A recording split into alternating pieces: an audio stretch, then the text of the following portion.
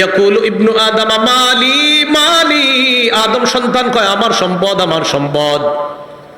ওয়া হাল্লাকা ইয়া ইবনা আদম মিন মালিকা ইল্লা মা আকালতা ফাআফনাইতা, ও আদম সন্তান তোমার তিনটা সম্পদ। এক নাম্বার সম্পদ যা খাইলা, খাওয়ার পর শেষ করলা, পিছনের রাস্তা দিয়ে বের করলা, এটা তোমার এক নাম্বার সম্পদ। যা খাইছেন এটাই সম্পদ, তো এটাই তো সম্পদ। দুই নাম্বার আউলা বিস্তাফা আবলাইতা, কাপড় পরতে পরতে পুরাতন হয়ে গেছে অথবা খাটো হয়ে গেছে, ছিঁড়ে গেছে, এখন আর পরো না, এই কাপড়ই তোমার সম্পদ। তিন নাম্বার আও তাসাদদাকতা ফাআমজাইতা, সদকা করতে করতে কিছু সম্পদ তুমি কমিয়েছিলা, তোমার মনে হচ্ছে তোমার সম্পদ কমে গেছে, আমি নবী বলে গেলাম তোমার এই সম্পদটা কমে নাই, এটাও তোমার সম্পদ, মরণের পর আল্লাহর কাছে পেয়ে যাইবা। সম্পদ কয়টা? আমরা কই অনেকগুলা, নবীজি কয় কয়টা?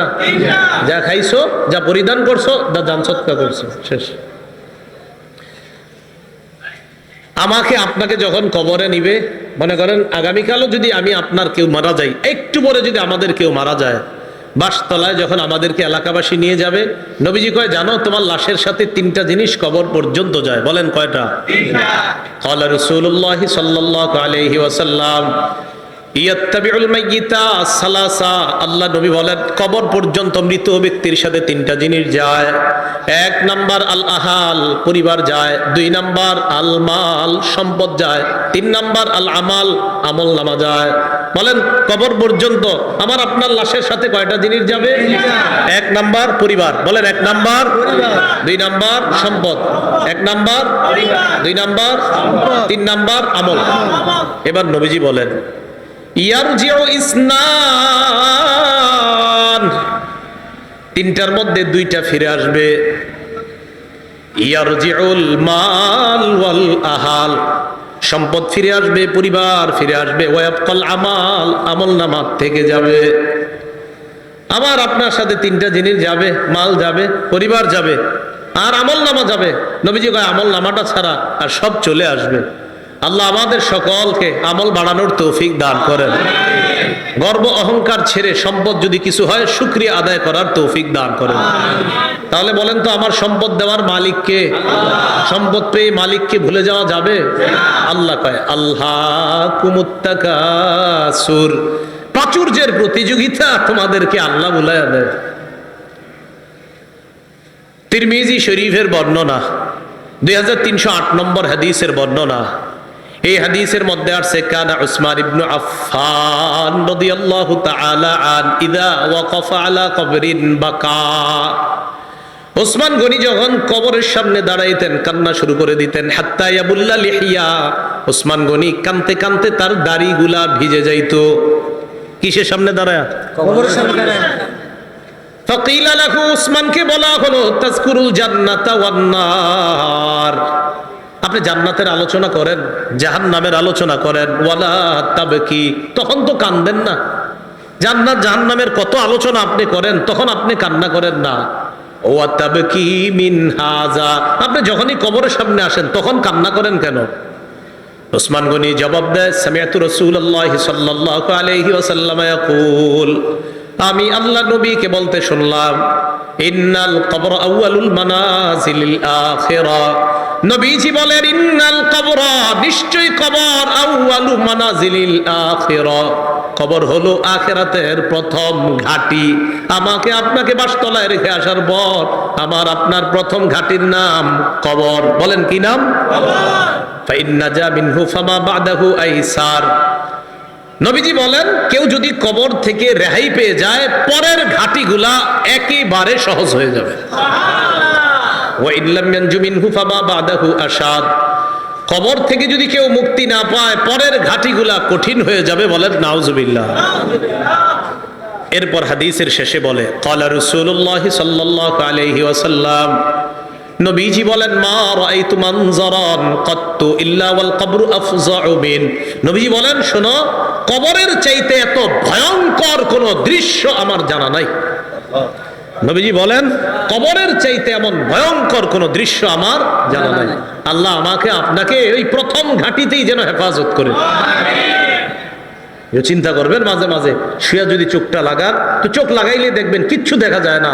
হ্যাঁ, কবরে যাবেন না, কিচ্ছু দেখা যাবে না, অন্ধকার। হ্যাঁ অন্ধকার, কবর যে অন্ধকার, ও আচ্ছা কবর যে অন্ধকার এটাও হাদিসে আছে।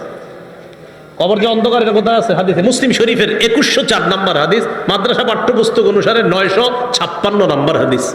এই হাদিসের মধ্যে আছে عن أبي هريرة رضي الله تعالى عنه قال أن امرأة سوداء كانت تقم المسجد أو شابا, একজন কালো মহিলা অথবা একজন কালো যুবক মসজিদ ঝাড়ু দিত। কি ঝাড়ু দিত? আপনারা ঝাড়ু দেননি মসজিদ? না আপনারা শুধু মুয়াজ্জিন সাহেব আর খাদেমের অপেক্ষা থাকবেন? নিজেরা ঝাড়ু দিবেন। মসজিদ ঝাড়ু দিলে দিল সাফ হয়, পরিষ্কার হয়। এক কালো মহিলা অথবা একজন কালো যুবক মসজিদ ঝাড়ু দিত। ফামাতা, হঠাৎ মারা গেছে। মারা যাওয়ার পর সাহাবীরা কবর দিয়ে ফেলছে, নবীরে জানানোর প্রয়োজন মনে করে নাই। বিষয়টা এমন আর কি, ও মারা গেছে, আরে এটা নবীজির আর বলার কি আছে, কবর দিয়ে এরকম। নবীজি সাল্লাল্লাহু আলাইহি সাল্লাম প্রশ্ন করলেন, আচ্ছা ওই কালো মহিলাটা না কালো যুবকটা, হয়তো মহিলা হতে পারে না হয় যুবক, আচ্ছা ওই কালো যুবকটাকে দেখছি না কেন, কোথায় এটা ঝাড়ু দিতে? সাহাবীগণ বললেন, হুজুর সে তো মারা গেছে। আচ্ছা মারা গেছে মানে? আফালা কুনতুম আযানতুমুনি, তো আমাকে জানাবা না তোমরা? হাদিসের মধ্যে আছে কান্নাহুম সাগগারু আমরাহা আও আমরা, সাহাবীরা বিষয়টা হালকা মনে করছে তাই নবীরে জানায় না যে হুজুর একজন মারা গেছে, ঝাড়ু দিত, কবর দিয়েছে। নবীজি কো আমারে জানাইলা না কেন তোমরা? দুল্লুনি আলা কবরিহা আও আলা কবরিহি, তাড়াতাড়ি তার কবর আমারে দেখাও, নিয়ে যাও। ফাদাল্লুহু আলা কবরিহা আও আলা কবরিহি, আল্লাহ রাসূলকে তার কবরের কাছে নিয়ে যায়। নিয়ে যাওয়ার পর ফাসাল্লা আলাইহা, আল্লাহ রাসূল জানাজার নামাজ পড়লেন। আপনারা আবার এই আমল করেন না, কিন্তু এটা রাসূলের জন্য খাস। জানাজার নামাজ পড়ার পর আল্লাহ নবী বললেন, ইন্না হাদিহিল কুবুর মামলুআতুন যুলমান আলা আহলিহা, আল্লাহ নবী বললেন এই কবরগুলা অন্ধকারে পরিপূর্ণ। নবীজি বললেন এই কবরগুলা অন্ধকারে পরিপূর্ণ। কবরগুলা বলেন অন্ধকারে, কবরগুলা অন্ধকারে। একবার ভাবেন, চোখটা বন্ধ করে, অন্ধকার, কিচ্ছু দেখা যায় না। আল্লাহ নবী কয় এই কবরগুলা অন্ধকারে পরিপূর্ণ। হ্যাঁ, আমি আশা করি আমি আজকে নামাজ পড়ার কারণে আল্লাহ তাদের কবরগুলা আলোকিত করে দিবেন। খাঁটি ইমানদার যদি হন, যদি ইমান নিয়ে যেতে পারেন, তো আপনার কবর আল্লাহ আলোকিত করে দিবেন। আলাদা মোমবাতি দিতে হবে না। পিসাবের কবর দেওয়ার সময় বাতি টাতি কত কিছু, পিসাব যদি ভালো হয় এমনি কবর আল্লাহ আলোকিত করে দিবেন, মাথায় রাখবেন। তাহলে কবর অন্ধকার একটা জগতের নাম, দুনিয়াতে থাকতে এটা আলোকিত করার ব্যবস্থা করতে হবে। আল্লাহরে বলা, আল্লাহ আমার কবরটা জান্নাতের বাগান বানায়া দিয়েন, আমার কবরটা আলোকিত করে দিয়েন। আল্লাহ বাবা মারা গেছে, বাবার কবরটা জান্নাতের বাগান বানান, বাবার কবরটাকে আপনি আলোকিত করে দেন, এইভাবে বলা। তাহলে কবর অন্ধকার জগৎ, এটা জানলাম। কবরের মধ্যে দাজ্জাল যেমন ফিতনা, দাজ্জাল দুনিয়ার জন্য সবচেয়ে বড় ফিতনা হলো দাজ্জাল। নবীজি কয় এই দাজ্জালের ফিতনার মতো কবরে কারো কারো জন্য ফিতনা হবে, দাজ্জালের ফিতনার মতো ভয়ঙ্কর ফিতনা। মুসলিম শরীফের বর্ণনা আছে, মা বাইনা খালকি আদম ইলা কিয়ামিস সাআ খালকুন আকবারু মিনাদ দাজ্জাল, আদম নবী থেকে কিয়ামত পর্যন্ত যত সৃষ্টি আছে এর মাঝে সবচেয়ে ভয়ঙ্কর সৃষ্টি হলো দাজ্জাল। কে? দাজ্জাল। নবীজি কয় কারো কারো কবরের অবস্থা হবে এই দাজ্জালের ফিতনার মতো। সহিহ বুখারীর বর্ণনা 922 নম্বর হাদিস। এই হাদিসের বর্ণনাকারী আসমা বিনতে আবু বকর রাদিয়াল্লাহু তাআলা আনহা। দিয়ে আপনাদেরকে একটু পরীক্ষা করি, আলেমরা চুপ থাকবেন, অন্যরা বলবেন। আমি হাদিসটা পড়ি, পড়ার পর আপনাদেরকে জিজ্ঞাসা করবো একটা কথা, মন দিয়ে আগে শোনেন, তাহলে সবাই জ্ঞানীরা সচেতন ভাবে জবাব দিতে পারবেন। আগে শোনেন কি বলি, দেখেন আমি পড়ি। আন আসমা বিনতি আবি বকর সিদ্দিক রাদিয়াল্লাহু তাআলা আনহা ক্বালাত দাখালতু আলা আয়েশা। অনুবাদটা শোনেন। আবু বকর সিদ্দিক রাদিয়াল্লাহু তাআলা আনহুর কন্যা আসমা বলেন, আমি আয়েশা সিদ্দিকার কাছে প্রবেশ করলাম। আবু বকর সিদ্দিকের কন্যা আসমা বলেন, আমি আয়েশা সিদ্দিকার কাছে প্রবেশ করলাম। আলেম ছাড়া অন্যরা বলেন তো আসমা আর আয়েশা সম্পর্কে কি হয়? মাশাআল্লাহ, কি হয়? কারণ আবু বকর আয়েশা রাদিয়াল্লাহু তাআলা আনহার পিতার নাম কি? আবার আসমা রাদিয়াল্লাহু তাআলা আনহার পিতার নামও কিন্তু মাশাআল্লাহ। এই আসমা রাদিয়াল্লাহু তাআলা আনহা বলেন, আমি আমার বোন নবীর বিবি আয়েশা সিদ্দিকার কাছে গেলাম। যাওয়ার পর দেখি ওয়ান্নাসু ইউসাল্লুন, গিয়ে দেখি মানুষ নামাজ পড়ে।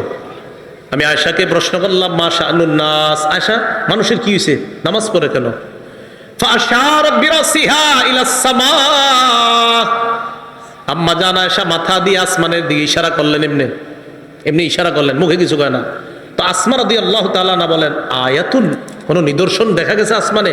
আয়েশা রাদিয়াল্লাহু তাআলা না বলেন, হ্যাঁ আসমানে একটা নিদর্শন দেখা গেছে। কি নিদর্শন? অন্য হাদিস দ্বারা বোঝা যায় সূর্য গ্রহণ লাগছে। কি লাগছে?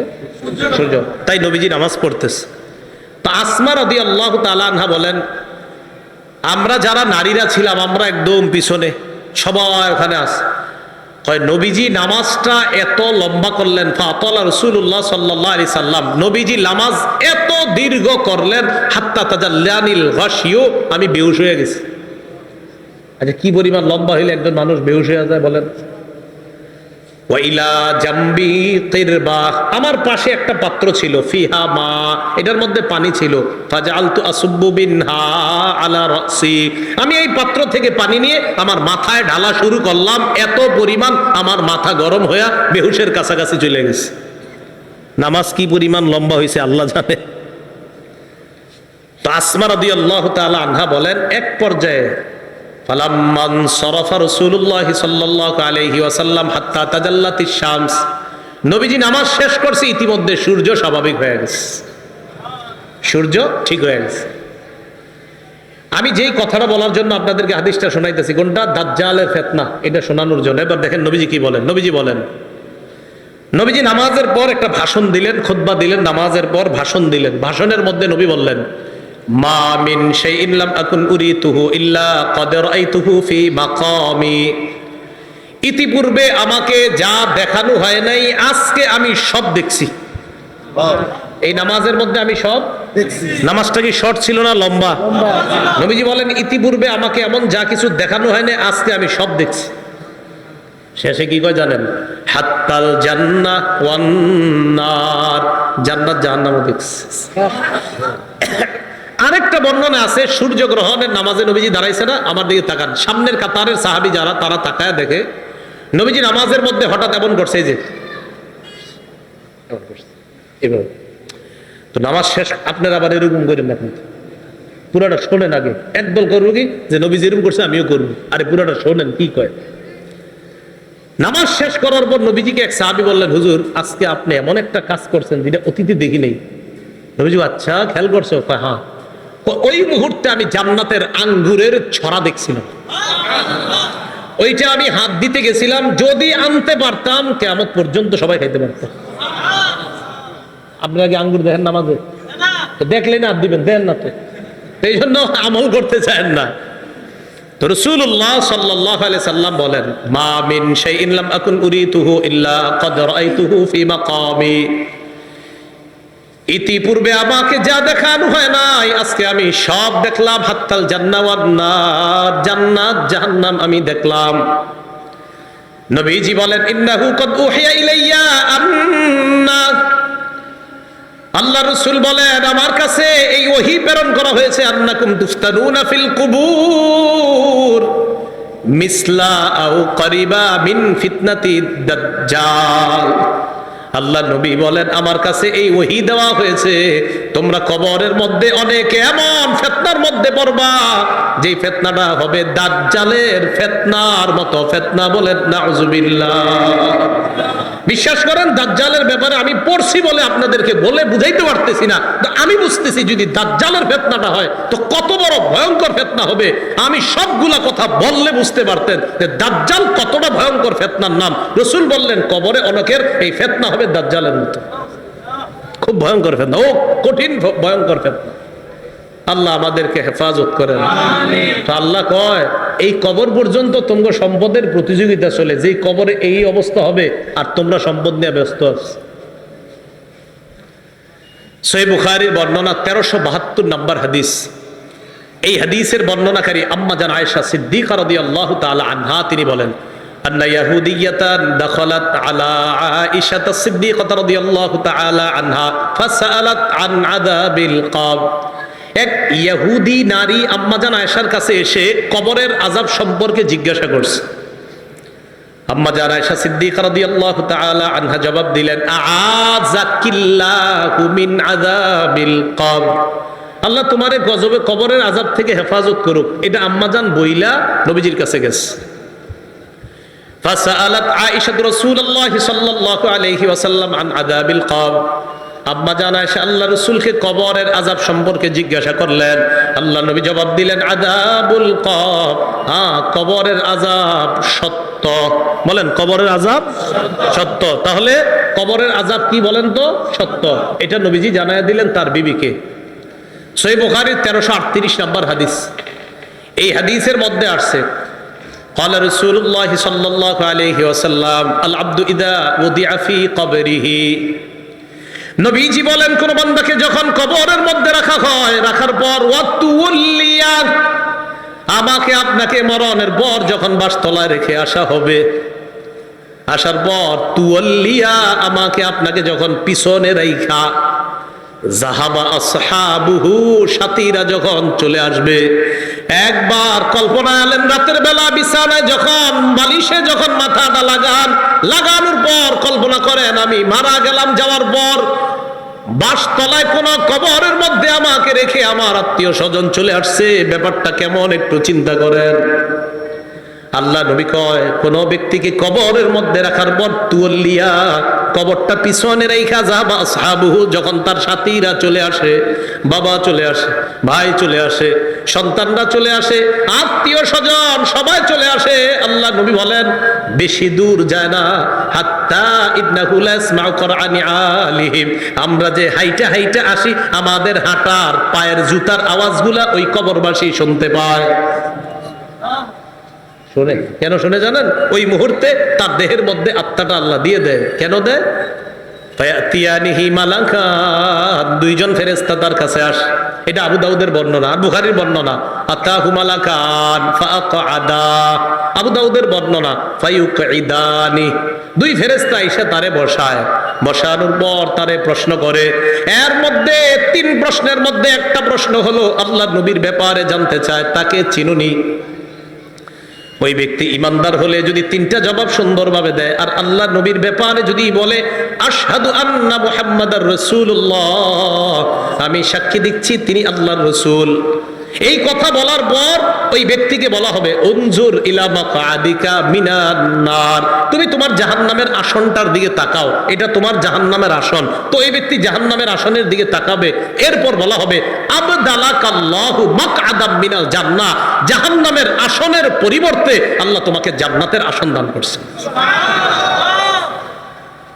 তা আল্লাহ কয় এই কবরে তুমি থাকতে হবে, আমরা থাকতে হবে। আল্লাহকুমুত তাকাসুরু হাত্তা যুরতুমুল মাকাবির, কবর পর্যন্ত সম্পদের প্রতিযোগিতা তোমাদের চলছে। সূরা মুনাফিকুনে আল্লাহ বলেন ইয়া আইয়ুহাল্লাযীনা আমানু লা তুলহিকুম আমওয়ালুকুম ওয়ালা আওলাদুকুম আন যিকরিল্লাহ, হে ঈমানদারগণ, লা তুলহিকুম আমওয়ালুকুম ওয়ালা আওলাদুকুম, তোমাদের সম্পদ, তোমাদের সন্তান যেন তোমাদেরকে আল্লাহ থেকে গাফেল করে না দেয়, আল্লাহ থেকে তোমাদেরকে অলস করে না দেয়, আল্লাহকে যেন ভুলিয়ে না দেয়। ওমাইয়া ফাল যালিকা, আল্লাহ বলেন যারা সম্পদ আর সন্তানের কারণে আল্লাহরে ভুলে যাবে, ফাউলাইকা হুমুল খাসিরুন, তারা ক্ষতিগ্রস্ত। নাউজুবিল্লাহ। বলেন সম্পদ দেয় কে? আল্লাহ। 10 তলা 20 তলার বাড়ির মালিক বানায় কে? আর 10 তলা 20 তলা হালাল পন্থায় হওয়াটা দোষের না, দোষ কোনটা? যে আল্লাহ মালিক বানাইছে তাকে ভুলে যাওয়া। বুঝে আসছেনি? তো আল্লাহ কয় তোমাদের এই প্রতিযোগিতা চলবে কবর পর্যন্ত। কতদিন? কবর পর্যন্ত। ক্বালা রাসূলুল্লাহ সাল্লাল্লাহু আলাইহি ওয়াসাল্লাম, নবীজি সাল্লাল্লাহু আলাইহি ওয়াসাল্লাম বলেন লা ইয়াজালু কলবুল কাবীরি শাবান ফিসনাতাইন, আল্লাহ নবী বলেন বুড়া মানুষের অন্তর দুই ক্ষেত্রে যুবক হয়। বুড়া মানুষের অন্তর যুবক হয় কয় ক্ষেত্রে? আরে বৃদ্ধ মানুষ কি বৃদ্ধ হয় না যুবক হয়? বৃদ্ধ হয়। কয় কলবটা দুই ক্ষেত্রে যুবক হয়। কয় কোন ক্ষেত্রে? ফি হিরসিল মাল, এক নাম্বার সম্পদের লোভ, দুই নাম্বার ওয়াতুলিল আমাল, লম্বা আশা। কি আশা? লম্বা আশা। কেউ কাকা কই যান? বয়স কত? কয় 75। কোথায় যাচ্ছেন? মসজিদে। মনটা খারাপ কেন? আর বইল না, 4টা ছেলে ইতালি থাকে, এক একজন 5 লাখ করে বেতন। 5 নাম্বার ছেলেটা বাংলাদেশে 50,000 টাকা বেতন। আরে তারে এখনো কোনো কুল কিনারা করে দিতে পারি নাই, টেনশনে আছে কাকায়। রাসূলুল্লাহ সাল্লাল্লাহু আলাইহি সাল্লাম বলেন, মানুষ বৃদ্ধ হয়, তার কলব দুই ক্ষেত্রে যুবক হয়। এক সম্পদের লোভ, দুই লম্বা আশা, বড় আশা। আল্লাহ বুঝার তৌফিক দান করেন। রাসূলুল্লাহ সাল্লাল্লাহু আলাইহি সাল্লামের সাহাবী আব্দুল্লাহ ইবনে মাসউদ বলেন, খত্ত রাসূলুল্লাহ সাল্লাল্লাহু আলাইহি ওয়াসাল্লাম খত্তান মুরাব্বাআ। এই হাদিসটা বুঝতে হবে সবাই। নবীজি একটা চতুর্ভুজ আঁকলেন। ওই অঙ্কের ছাত্ররা কোথায়? কি আঁকলেন?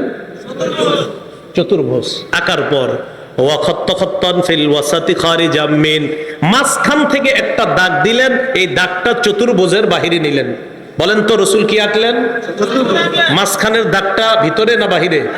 আচ্ছা এবার দেখেন, ওয়া খত্ত খুতাতান সিগারান, মাঝখানে ছোট ছোট কিছু দাগ দিস। এটা চতুর্ভুজ, মাঝখানে ছোট ছোট কিছু দাগ, আর মাঝে একটা বড় দাগ। এই আশেপাশে কিছু ছোট ছোট দাগ, মাঝখানে লম্বা একটা দাগ। বলেন তো লম্বাটা কি ভিতরে আছে না বাহিরে? আচ্ছা একটু বুঝছেন নি কথা? সুম্মা ক্বালা রাসূলুল্লাহ সাল্লাল্লাহু আলাইহি ওয়াসাল্লাম, নবীজি বলেন, হাযাল ইনসান, মাঝখানের দাগটা হলো মানুষ। মাঝখানের দাগটা মানুষ। ওয়াহাদাল্লাযী মুহীতুন বিহি আও ক্বাদ আহাতা বিহি আজালু, চারদিকের চতুর্ভুজটা এটা হলো তার আয়ু, জীবন। এবার বলেন চারপাশে এই যে চতুর্ভুজটা, মাঝের দাগটা বলেন, মাঝের দাগ চতুর্ভুজ, চতুর্ভুজ আয়ু মানে জীবন। এই জীবন, এটা তার জীবন, মাঝে মানুষ। দাগ কি শেষ না মাঝে ছোট ছোট কিছু আছে? মাঝের ছোট ছোট দাগগুলা হাদিহিল আরাজ, এগুলা তার পেরেশানি, বিপদ, বালা মুসিবত, রোগ বিমারি। একটা আসে ভালো হয়, আর একটা আসে। এরকম চলেনি জীবনে?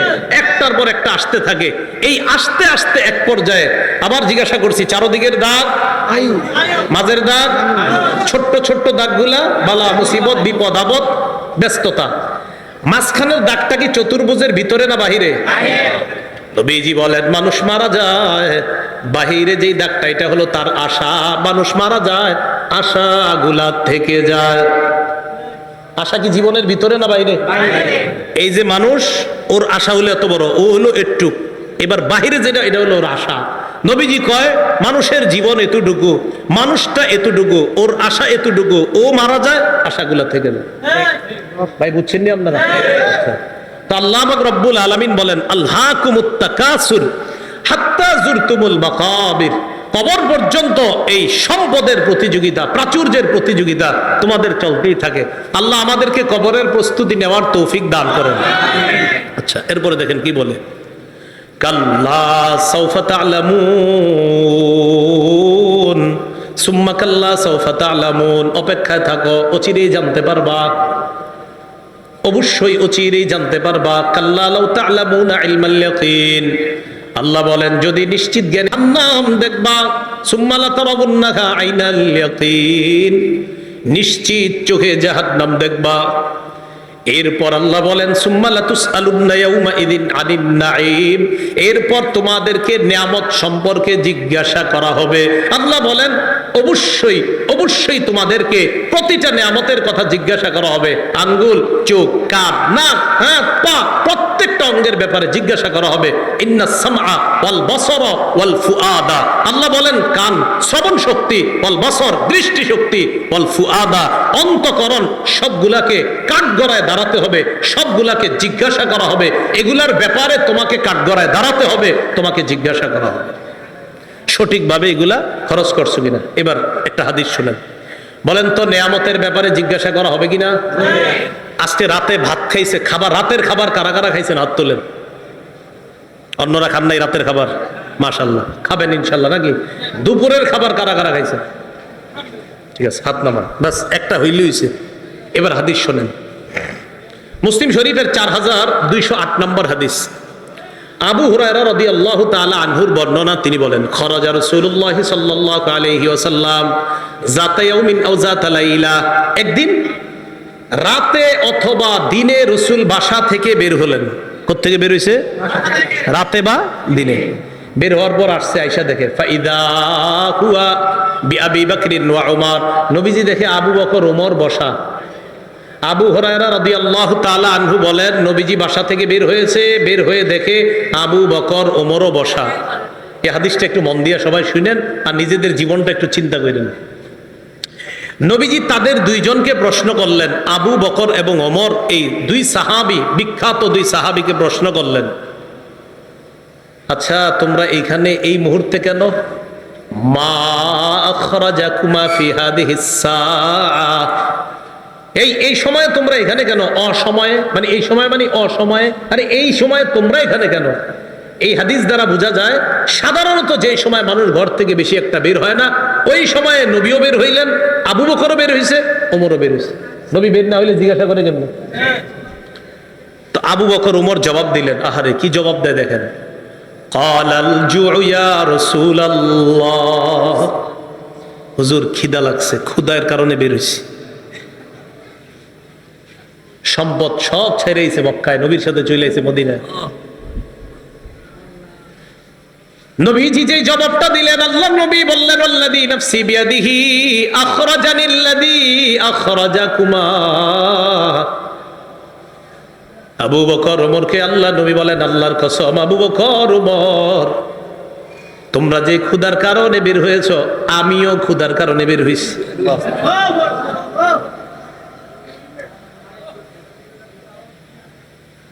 আমি যখন এটা পড়ছি, বিশ্বাস করেন কি দেখেন, দুই সাহাবীর আগে বলছে কেন বেরোছো? হুজুর ক্ষুধা। নবীজি কয় আমিও তো ক্ষুধায় বেরোছি। কমু চলো আমার সাথে চলো। ফাকামু মাআ, দুই সাহাবী আল্লাহ নবীর সাথে চললেন।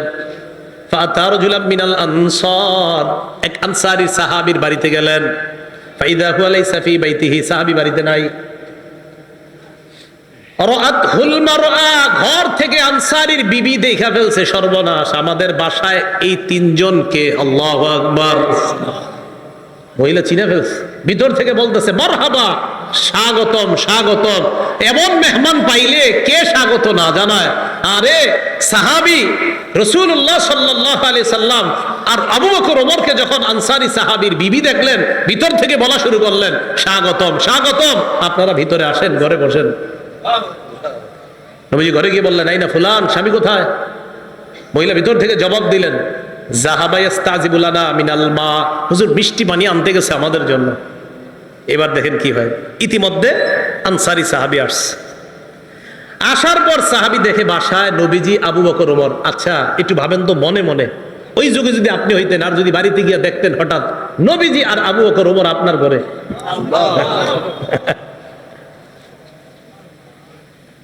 সাহাবী দেখে কি কয়, মা আহাদুল ইয়াউমা আকরামা আদিয়াফা মিন্নি।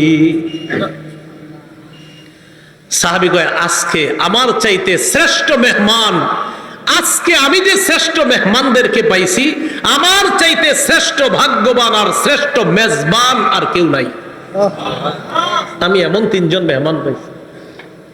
তাড়াতাড়ি বাগানে গেছে, খেজুর বাগানে। যা আবিল আজক, খেজুরের ছড়ি নিয়ে আসছে, ফিহি বুসরুন আর রতবুন ওয়া ইয়াবিস, শুকনা খেজুর আছে, ভিজা খেজুর আছে, কাঁচা খেজুর আছে। আইনা কয় যেটা মন চায় এটা খায়। আখজাল মুদিয়া, ছুরি নিছে, চাকু নিছে। নবীজি কই যাও? হুজুর পশু জবাই করতে হবে। কি জবাই করবে? মানে পেরেশান হয়ে গেছে, আমার এই তিন মেহমানদের কেমনে মেহমানদারি করবে? পশু জবাই করতে হবে। নবী কয় ইয়াকা ওয়াল হালুব, এই তুমি আবার মাথা গরম কইরা দুধ আলু কোনো পশুরে জবাই করো না। দুধ দেয় যে পশু, বর্তমানে দুধ দিতেছে, এরকম পশু জবাই করো না। জি ঠিক আছে। ফাজাবা হালাহুম, স্বাভাবিক একটা বকরি জবাই করছে। নবীজিরে গোস্ত দিয়ে, খেজুর দিয়ে, মিষ্টি পানি দিয়ে মেহমানদারি করলেন। করার পর যেই কথাটা নবী বলছে, এটা বলার জন্য আপনাদেরকে লম্বা হাদিসটা শোনাইলাম। নবীজি আবু বকর ওমরকে বললেন, আবু বকর ওমর বাহিরে আসছিলা কিভাবে বলো তো? হুজুর ক্ষুধায় আম করে বাহিরে নিয়ে আসছে। নবীজি কয়, আবু বকর ওমরকে বললেন এখন খাইছো? হ্যাঁ।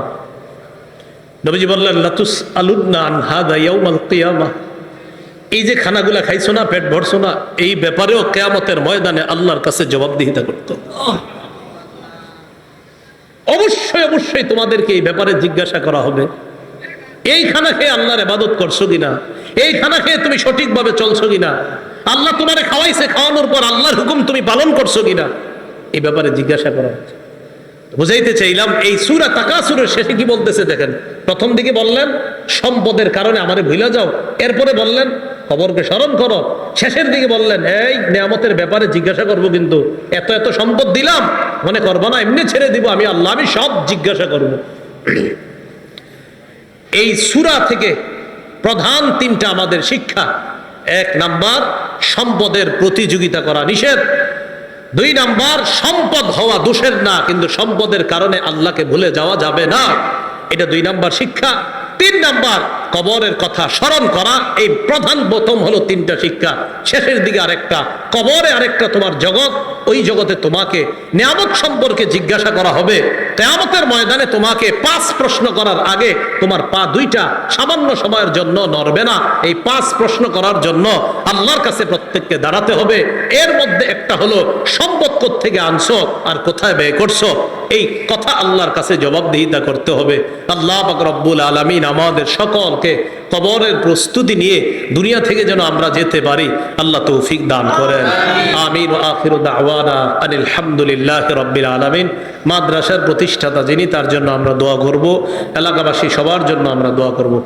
আল্লাহুম্মা সাল্লি আলা মুহাম্মাদি ওয়া আলা আলি মুহাম্মাদ কামা সাল্লাইতা আলা ইব্রাহিম ওয়া আলা আলি ইব্রাহিম ইন্নাকা হামিদুম মাজিদ। আল্লাহুম্মা বারিক আলা মুহাম্মাদ